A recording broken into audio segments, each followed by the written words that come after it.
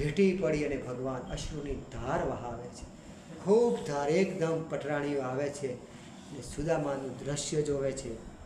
આહા, આ માણસ કેવો છે, એમને થાય છે કે ભગવાન કેમ આને ભેટી પડ્યા છે. આ માણસ કેટલા દિવસથી કદાચ નાયો નહીં હોય, એના વસ્ત્રો કેવા છે, કેટલો આ માણસને ભગવાન વળગી પડ્યા ને ભેટીને રડે છે. ભગવાન રડે છે, સુદામા રડે છે, એવું દ્રશ્ય છે. આકાશમાંથી દેવતાઓ આવ્યા છે દર્શન માટે કે ભગવાનનો કેટલો પ્રેમ છે. આ ચરિત્ર ખૂબ ઊંચું છે. કેટલો પ્રેમ છે ભગવાનનો. ભગવાન સુદામાનો હાથ પકડે છે. સુદામા, મારા મહેલમાં ચાલો. સુદામા ચારે બાજુ જોવે છે અને અષ્ટપટરાણીઓ, જેમને મોગા 9 લાખ હારો હોય છે અને ચારે બાજુ સોનું છે. સુદામાને લાગે છે કે મારો કૃષ્ણ તો મને લઈ જશે, પણ આ લોકોને ગમશે નહીં બધું.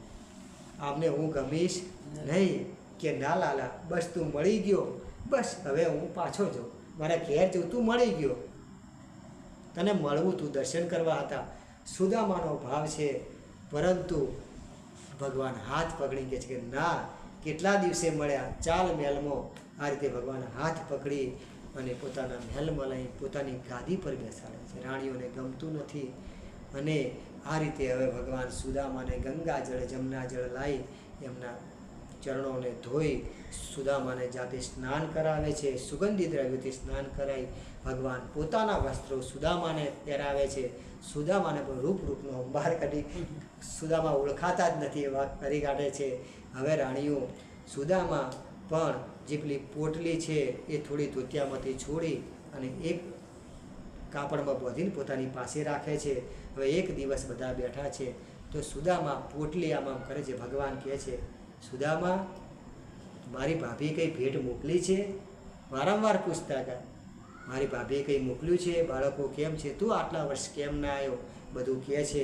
તો સુદામા પોટલીમાંથી શું કાઢે? જો 56 ભોગ હતા, સોનાની થાળીઓ હતી. સુદામા કે હું કાઢીશ તો કોણ ખાશે?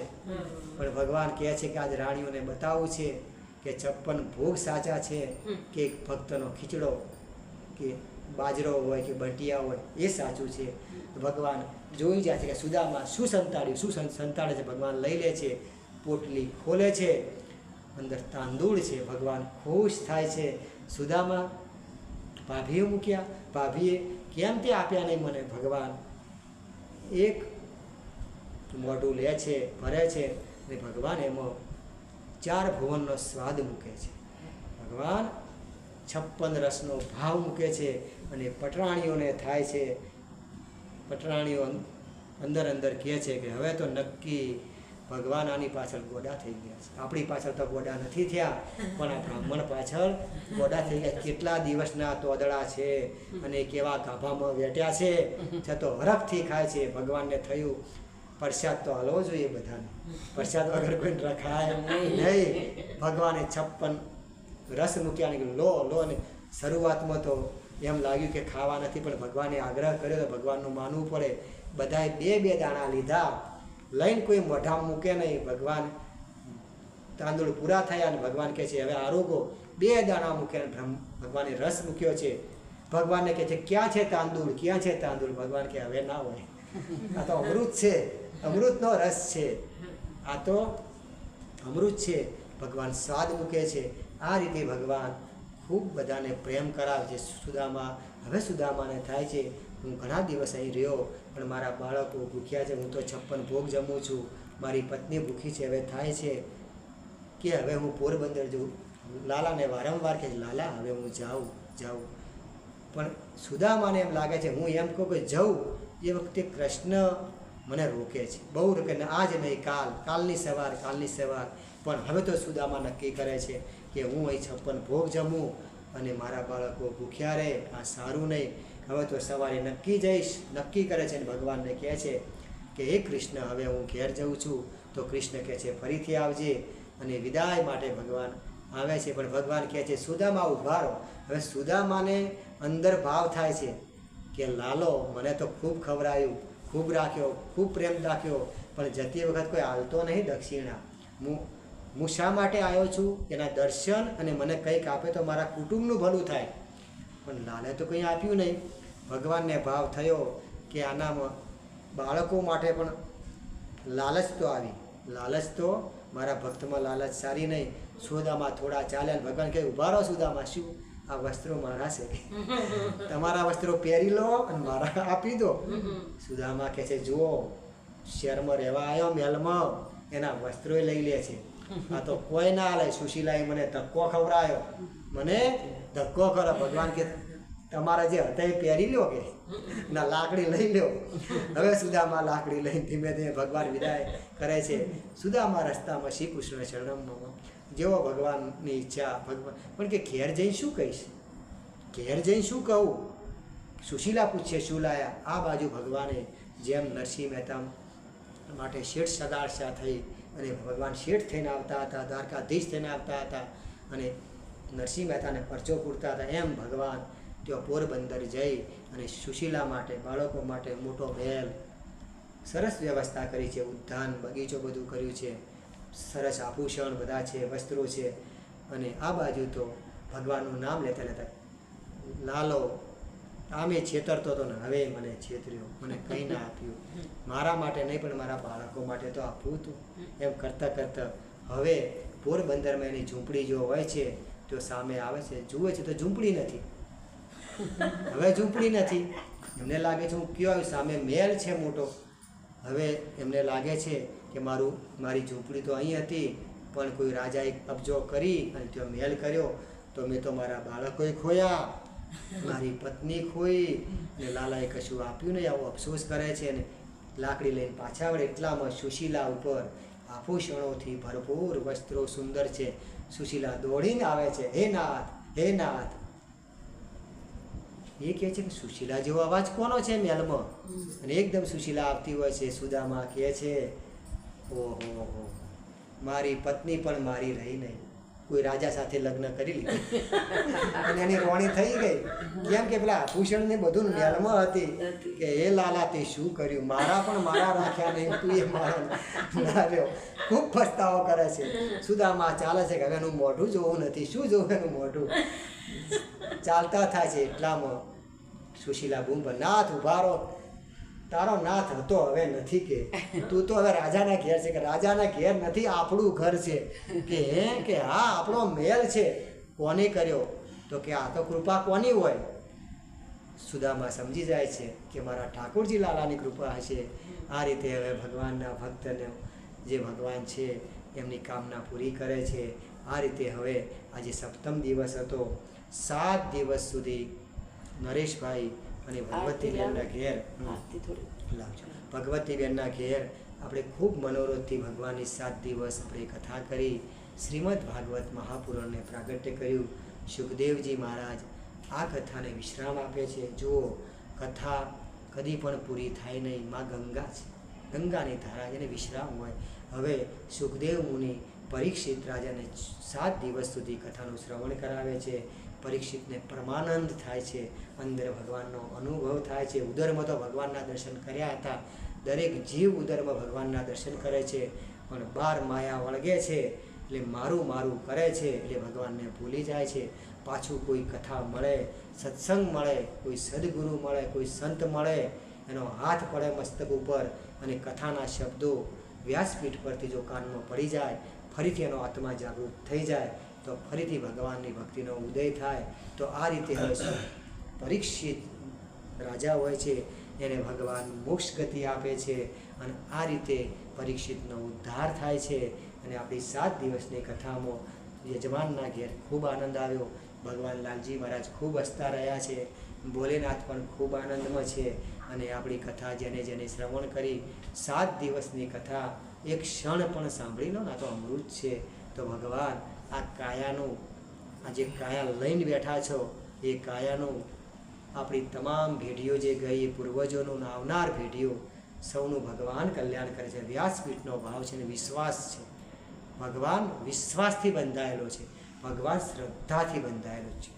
દોરડાથી બંધાયેલો ભગવાન નથી. મૈયાનો જે શ્રદ્ધા અને વિશ્વાસ હતી એનાથી ભગવાન બંધાયો હતો. તો આ રીતે આજે જો કથાને વિશ્રામ આપવાની તો ઈચ્છા નથી, પરંતુ નિયમ પ્રમાણે વ્યાસપીઠને આપણે 7 દિવસે કથાને વિશ્રામ આપવો પડે. તો આજે વિશ્રામ આપીએ, ભગવાનની સુંદર આરતી કરીએ અને ભગવાનની કથાને વિશ્રામ આપીએ. અને આવા યજમાન મળે અને યજમાનના ઘેર, યજમાનના આંગણામાં ભગવાનની કથા થાય. બસ ભગવાનની કથા, ભગવાનનું કીર્તન, ભગવાનનું સંગીત આ જ રહે. આ ભગવાનનો ભાવ છે. ભગવાન સૌનું કલ્યાણ કરે. બોલીએ શ્રી કૃષ્ણ કનૈયા. ભગવાનની આરતી કરીએ અને ભગવાનને ખૂબ પ્રેમથી ભજીએ. જો આ કથા એ આપણા જીવનનું એક અંગ બની ગઈ છે. ભલે અડધો કલાક સાંભળી હોય, 2 કલાક સાંભળી કે 7 દિવસ સાંભળી, આપણા જીવનનું અંગ બની ગઈ કે હું ભગવાનના સાનિધ્યમાં બેઠો છું, બેઠી છું. હે ભગવાન, જ્યારે કોઈ સંકટ આવે તો લાલાને કહેજો, હે લાલા, તારી કથામાં બેઠો છું, તારી કથામાં મેં પલોઠી વાળી છે. ભગવાન દોડીને આવશે. ભગવાન ભક્તને યાદ રાખે છે. નરસિંહ મહેતા માટે, મીરાબાઈ માટે, જનાબાઈ, કરમાબાઈ, શકુબાઈ, કેટલા ભક્તો માટે ભગવાન દોડીને આવ્યા છે. કલિકાલમાં આવ્યા છે તો ભગવાન દોડીને આવશે. વ્યાસપીઠ પર ખૂબ આનંદ આવ્યો ભગવાનના નામનો, ભગવાનના પૂજનનો, ભગવાનના કીર્તનનો. અને એક ભાવ છે અહીં કે આ ભાગવત કથા છે, એ ભાગવત કથા એનું મનન કરજો, એનું ચિંતન કરજો. કેમ કે મનન અને ચિંતનથી એક પશુ છે ને, પશુ જ્યારે ખોરાક ખાય ને તો આખી રાત વાગોળે છે. કેમ વાગોળે છે? એનું પાચન કરવા. એમ આ પણ આપણો આહાર છે, આપણો આત્માનો આહાર છે. આનું ચિંતન કરવું, આનું મનન કરવું. અને જુઓ, હવે ભગવાનની કૃપાથી, ભગવાન શિવની કૃપાથી થોડા સમયમાં શ્રાવણ માસમાં ભગવાન શિવ, ભોલેનાથ, પશુપતિનાથ યજમાન થવાના છે. અને ભગવાનની જો સુંદર કથા કરવાની છે. તો આ રીતે ભગવાન અમને શક્તિ આપે, બળ આપે. માં સરસ્વતી વાણીમાં રહે, ડોંગરેજી બાપા, સુખદેવજી મહારાજ હૃદયમાં રહે. અને મારા ભોલેનાથની કૃપાથી, ઉમાશંકરની કૃપાથી, રાધા વલ્લભ અને જાનકી વલ્લભની કૃપાથી નિત્ય ભગવાનની સેવામાં રહીએ. ભગવાનની વાંગમય પૂજા છે. આ ભગવાનની વાણી દ્વારા પૂજા છે. અને કાનમાં જાય છે, કાન દ્વારા હૃદયમાં જાય છે. આ વાંગમય પૂજા કે આમાં મનને સ્થિર કરવું પડે છે અને ભાવ પેદા કરવો પડે છે. આ ભાવની કથા છે. આપણે લાલાની બાળ લીલા જોઈ, બાળા દર્શન કર્યા, ગોવર્ધન લીલા સાંભળી, આપણે શ્રવણ કર્યું, ખૂબ આનંદ આવ્યો. હવે કથાને વિશ્રામ આપીએ, ભગવાનની આરતી કરી, પ્રસાદ લઈ સૌને ઘેર જઈ ભગવાનને ખૂબ વંદન કરીને ઘેર જઈએ. ભગવાનને પ્રાર્થના કરીએ, અમારા કુટુંબ, પરિવાર, આડોશ પાડોશ બધાને ભગવાન સદબુદ્ધિ આપે, બધાનું આરોગ્ય સારું રાખે, સૌને સારું શિક્ષણ, સારો વ્યવહાર, નોકરી ધંધામાં ભગવાન સારું રાખે. આવી પ્રાર્થના કરીએ. સૌનું ભગવાન સારું કરે. કેમ કે આપણો સનાતન ધર્મ કેવો છે કે સનાતન ધર્મમાં પોતાનું નહીં, સામેવાળાનું સારું કરવાની ભાવના હોય છે. સામેવાળાનું સારું થવું જોઈએ તો આપોઆપ આપણું સારું થાય. તો આ રીતે ભગવાનની આરતી કરીએ. પેલી આરતી છે, જય કાના કાળા, તમારા કરજો. જય કાના કાળા. આપણે ભગવાનનો સુંદર ભાવ પ્રગટ કરીએ. બધા વાળા પરથી પેલા યજમાન બંને જણા આરતી કરજો અને આ રીતે ભગવાનની આરતીનો ભાવ પ્રગટ કરીએ.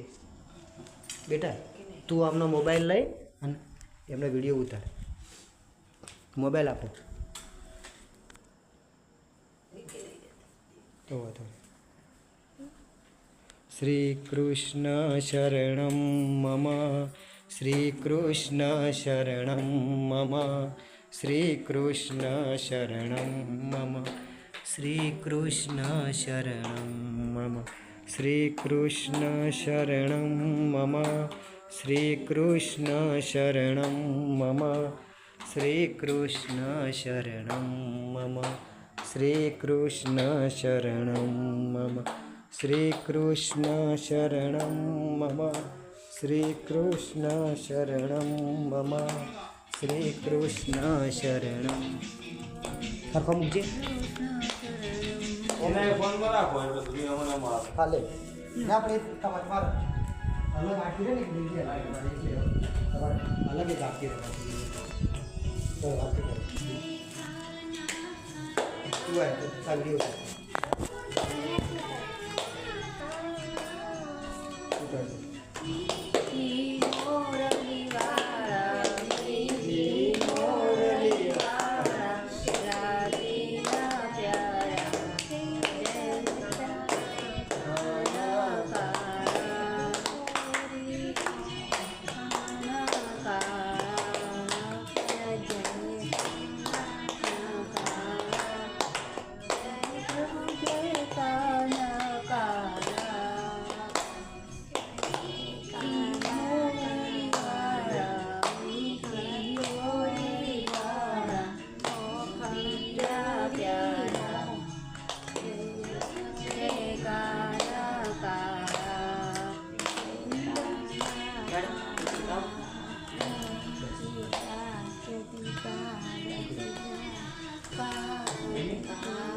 itu siapa itu kabar alat ya kabar ya